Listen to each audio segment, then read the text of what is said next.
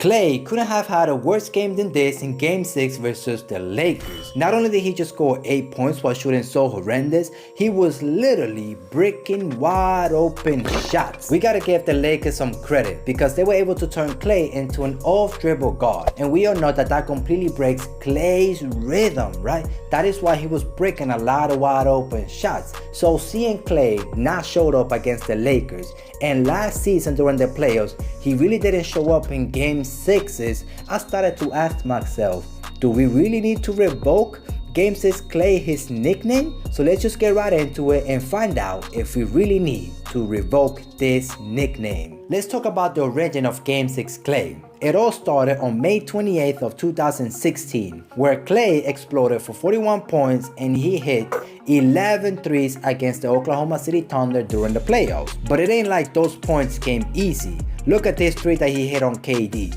Damn! Then look at KD face afterwards. KD, bro, was a complete all when Klay made that shot. Eventually, the Warriors forced the Game 7, which they went on to win, and they eventually made the finals to face LeBron and Kyrie. And we all know what happened during that finals. The Warriors faced the Houston Rockets in both the 2018 and 2019 playoffs. The Rockets, led by James Harden, were seemingly built to stop the Warriors. However, the Warriors had other plans, as in 2018, Thompson delivered in Game 6 to force a Game 7, as he finished with 35 points on 13 of 23 shooting and 9 of 14 from threes, bro. I remember that game, that was crazy. And in 2000 again, he showed up, scoring 27 points on 10 of 20 shooting and 7 of 13 from deep. Damn guys, both of these games I remember were ridiculous. Eventually, the Warriors made it to the finals where they faced the Toronto Raptors, and they found themselves again in a Game 6 situation, and Klay was on track to produce another masterclass performance in the 2019 finals before he suffered an ACL injury. Before we move on, I want to remind you guys of a Game 6 Klay that we have all seemed to have forgotten, or let's say it like this, we don't try to pay attention to it, but it was in the 2019 playoffs in the first round versus the Clippers. In Game 6, Klay actually shot 3 for 10 and only scored 9 points. But thankfully at that point, the Warriors had KD and he led them through that first round series. That was the time where KD was like, you know who I am, right? You know who I am. I'm Kevin Durant, right? Thankfully to that, we don't think about that game because Klay actually didn't show up in that game. And since he tore his ACL, he didn't see another game until the 2022 playoffs against the Grizzlies, where he actually ended up putting 30 points on 50% from the field. And at that moment, bro, I really thought Klay Thompson is back. In that game, I thought to myself, he's back. But it wasn't like that. And on the next 3 Game 6s that he had, he did not appear.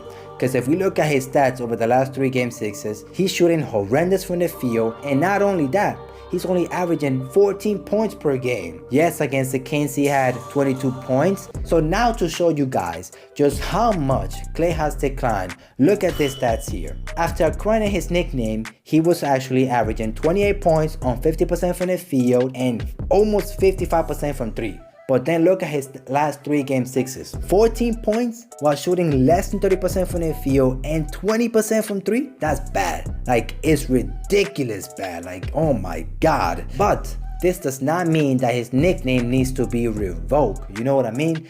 The Warriors will surely, they will find themselves again in the playoffs next season or in the next 2 to 3 years. They will be in the playoffs because they got Steph, they got Jordan Poole, who we all know what happened. The jokes, the memes are out there that he needs to go to China. But the trust in the Warriors was broken. There's a lot of internal things going on with this team. Draymond Green openly said it. If he never punched Jordan Poole, it might have been a different situation. They could have been playing right now during the playoffs, or they would have made it farther in the playoffs, you know, not losing the second round.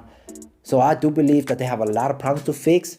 And if this team stays together, bro, Jonathan Kuminga has a really bright future. You got Moses Moody, who's going to be an Andre Iguodala type player who can reach a level like that. Not Andre Iguodala, but he can reach a level where he's a really dependable, consistent bench player, you know.